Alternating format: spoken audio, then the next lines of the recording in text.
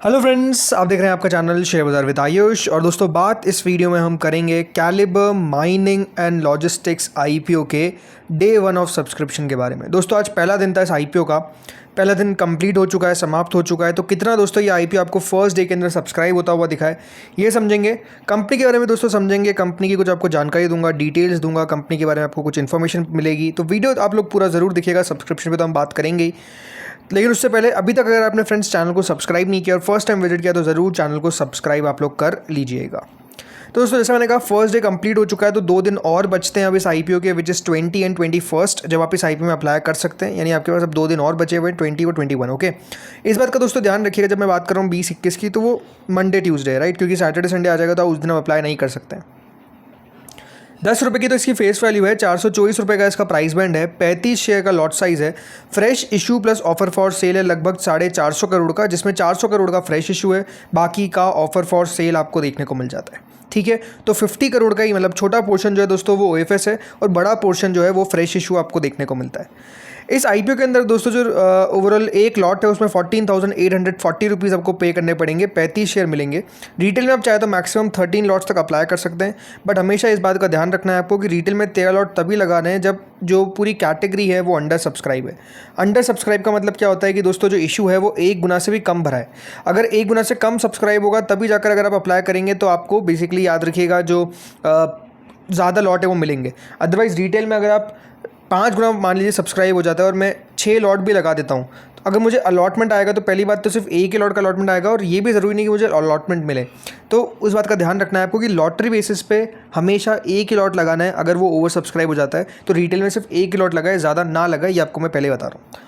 ज़्यादा लॉट चाहिए तो एचएनआई कैटेगरी में लगाइए, जहाँ पे मिनिमम 14 लॉट्स है, मैक्सिमम 67, बट यहाँ पर भी मिनिमम ही अप्लाई करना है। और अगर इससे भी ऊपर जाना है तो फिर बिग एचएनआई में जाना है, जहाँ पर 68 लॉट्स मिनिमम आपको अप्लाई करने पड़ेंगे। उसके लिए 10,09,120 रुपीज़ पे करने पड़ेंगे। इस आईपीओ में दोस्तों किस तरीके से रिजर्वेशन रखा गया है कि जो क्यूआईबी कैटेगरी है उनको इस आईपीओ में 50% ऑफ द इशू दिया गया है, जिसमें कल कंपनी ने 31 लाख शेयर्स जो है वो एंकर इन्वेस्टर से जुटा लिए। अब जो बचता है 21 लाख शेयर है वो दोस्तों बाकी के क्यूआईबीज़ के लिए रखा गया है। इसके अलावा जो एचएनआई कैटेगरी है उनको दोस्तों इस आईपीओ में दिया गया है 15% ऑफ द इशू, जिसमें जो बिग एचएनआई कैटेगरी उनको दिया गया है 10% और स्मॉल एचएनआई को दिया गया है 5%। बिग एचएनआई के अंदर दोस्तों जो अलॉटमेंट टोटल मिलाकर लोगों को मिलेंगे वो है कितने, 2,165, यानी इतने लोगों को अलॉटमेंट आएंगे बिग एचएनआई में, और स्मॉल एचएनआई में आएंगे 1082 अलॉटमेंट, यानी इतने लोगों को स्मॉल एचएनआई के अंदर अलॉटमेंट मिलते हुए नजर आएंगे। रिटेल पोर्शन जो है दोस्तों यहाँ पर करीबन 35% रखा गया है, तो रिटेल कह सकते हैं सबसे बड़ा हिस्सा। इंडिविजुअल की अगर मैं बात करता हूँ तो रिटेल में टोटल अलॉटमेंट कितने, 1,06,132, इतने लोगों को याद रखिएगा रिटेल के अंदर अलॉटमेंट आते हुए नजर आएंगे।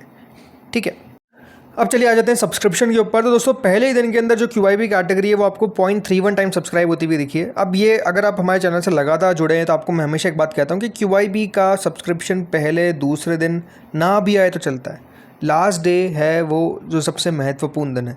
तो ठीक है, अगर फर्स्ट डे 31% सब्सक्राइब हुआ है तो करीबन 27 करोड़ रुपये आते हुए देखिए, नहीं 6 लाख शेयर के लिए अप्लाई किया गया है, कोई दिक्कत वाली बात नहीं है, ये भी मैं तो कहता हूँ अच्छा ही है।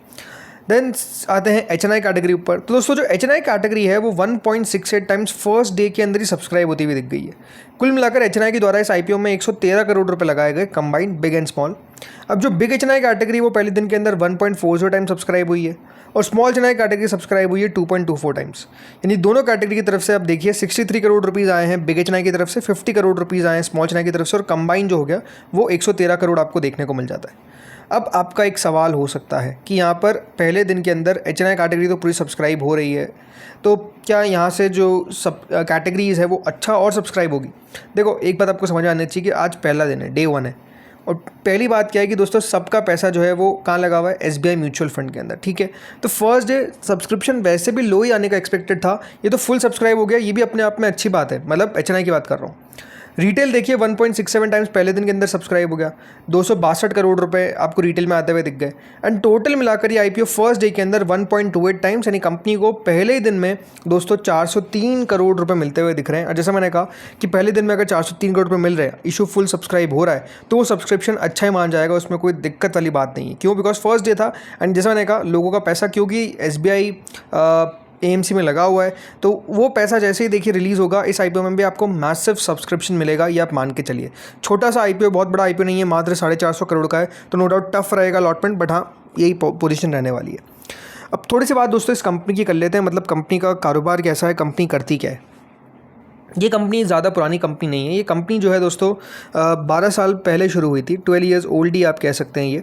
और ये कंपनी कहाँ कारोबार करती है, कंपनी दोस्तों नागपुर इनका हेडक्वार्टर है, बट कंपनी जो है वो basically end to end services provide करती है कोल एक्सट्रैक्शन के अंदर, ओवरबर्डन रिमूवल के अंदर, कोल लोडिंग के अंदर, अनलोडिंग के अंदर, road transportation and coordination of rail transportation.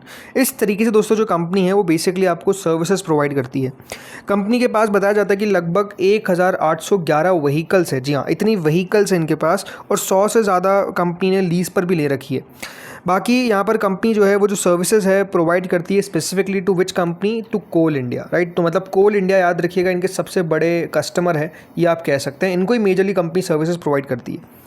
अब जैसे मैंने दोस्तों कहा है कि ऑपरेशनल जो है वो कंपनी का आपको समझ में आना चाहिए कि करीबन 10 माइंस इनकी आपको देखने को मिल जाती है। मतलब 10 माइंस के अंदर कंपनी कारोबार करती है, जिसमें जो एंटायर रेवेन्यू है वो बेसिकली आपको आता हुआ देखने को मिलता है जो 2 कोल इंडिया की सब्सिडरीज है उनसे। ये माइंस कहाँ पर है, महाराष्ट्र के अंदर है, मध्य प्रदेश के अंदर है, छत्तीसगढ़ के अंदर है, जहाँ पे देखिए मेजरली कोल माइनिंग होती है, वहाँ पे आपको कंपनी का बिजनेस मिलता है। बाकी इनकी ग्रोथ काफ़ी अच्छी हमको देखने को मिल रही है, ये बात बिल्कुल सही है। कंपनी की ऑर्डर बुक जो है वो बताया जा रहा है कि करीबन 31/3/2026 तक थी कितनी, 5668 करोड़, और ये बढ़कर दोस्तों अब 15/5/26 तक ही लगभग 9,500 करोड़ तक पहुंच चुकी। मतलब कंपनी की ऑर्डर बुक नियरली आप समझिए कि यहाँ पर डबल आपको होती हुई देखने को मिल गई है विद इन फ्यू मंथ्स। और कंपनी का जो बुक टू बिल है, वो जो रेशियो होता है वो 5.7 टाइम्स आपको देखने को मिलता है, जो काफ़ी हेल्दी माना जाता है। इसके अलावा जो IPO प्रोसीड्स आएंगे 167 करोड़ के, इसमें कंपनी ने कहा है कि इससे कंपनी जो है वो परचेस करेगी 85 डंप ट्रक्स, बुलडोज़र्स, एक्सक्यूवेटर। इसके अलावा कंपनी जो है वो यहाँ पर ग्रेडर, ये सब जो चीज़ें हैं वो परचेस करेगी। मतलब अपने किस तरीके से देखिए जो ये सारे काम आते हैं, राइट, ये गाड़ियाँ जो काम आती है पूरे कोल एक्सट्रैक्शन, डंप, लोडिंग, अनलोडिंग, इन सब के अंदर, ये चीज़ें जो है वो कंपनी इससे खरीदती हुई नजर आएगी। तो इससे होगा क्या कि कंपनी मानती है कि इससे कंपनी का जो रेवेन्यू है वो लगभग आपको 200 करोड़ रुपये तक बढ़ता हुआ देखने को मिल जाएगा। 225 करोड़ के आसपास कंपनी बता रही है कि इंक्रीमेंटल रेवेन्यू कंपनी का इंक्रीज हो जाएगा। ये सही है कि दोस्तों जो कंपनी की ग्रोथ हमको आती हुई देखने को मिल रही है, उसके पीछे का बड़ा रीज़न है कि कंपनी काफ़ी खर्चा कर रही है। मतलब कैपिटल एक्सपेंडिचर जो है वो कंपनी का आपको काफ़ी अच्छे से देखने को मिल रहा है, और कैपेक्स लेड ग्रोथ ही आप कह सकते हैं जो है कंपनी यहाँ पर शो कर रही है।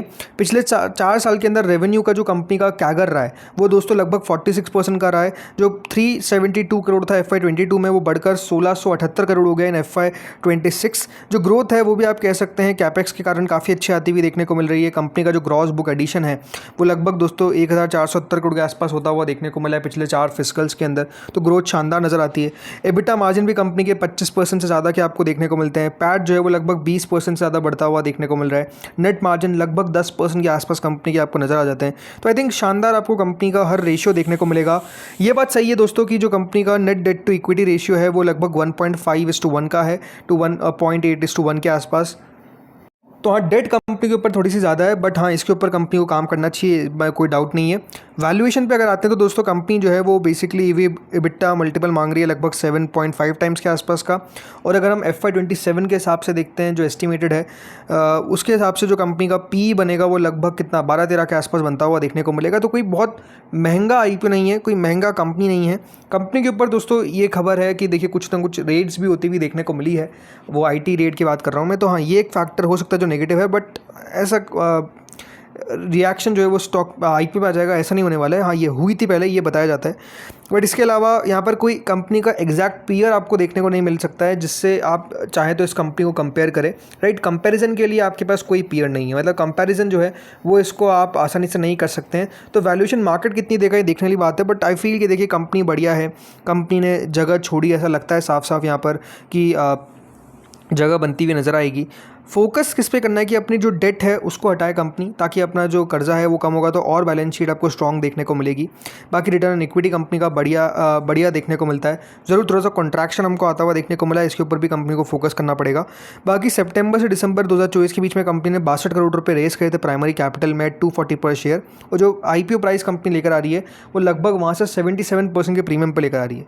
बड़ी बात समझिए, 75% 78% के आसपास की कंपनी ग्रोथ भी आई है, तो इसलिए कोई इतनी बड़ी दिक्कत नहीं आती है। तो आई थिंक वही फैक्टर है। बाकी मेरे हिसाब से देखिए कंपनी बहुत ज़्यादा प्रॉब्लम नहीं देगी, लिस्टिंग गेन मिल जाना चाहिए, बट चाहे तो आप बिल्कुल वेट कर सकते हैं। कल कंपनी की एंकर बुक आई थी, वो भी हमको स्ट्रॉन्ग आती हुई देखने को मिली। एंड जो ग्रे मार्केट है वो भी लगातार बढ़ती हुई देखने को मिल रही है, नाउ एट 114। तो दोस्तों जो पहले 100 रुपये के आसपास थोड़ी सी अटकी हुई थी, वो देखिए अब क्रॉस करती हुई नजर आई है, नाउ एट 26.89%, ऐसा लिस्टिंग का एस्टीमेट बताया जा रहा है। तो जैसे मैंने कहा, एक्सपेक्टेशन अच्छी है, इस IPO से अच्छा करता हुआ नज़र आना चाहिए। अब देखते हैं लिस्टिंग पर करता क्या है। लिस्टिंग तो दूर की बात, लेकिन सब्सक्रिप्शन अच्छा आएगा ये हम कह सकते हैं। तो आज तो पहला दिन कंप्लीट हुआ है, जब और सब्सक्रिप्शन आएगा तो और बात करेंगे। Day 2 अब मंडे को ही बात होगी, बिकॉज Day 2 उसी दिन सब्सक्रिप्शन आएगा। तो Day 2 को मिलते हैं। इस वीडियो में दोस्तों इतना ही था। होपफुली आपको वीडियो बढ़िया लगा होगा। अगर अच्छा लगा तो लाइक कर देना, चैनल से पहली बार जुड़ा सब्सक्राइब कर देना। Thank you friends for watching this video.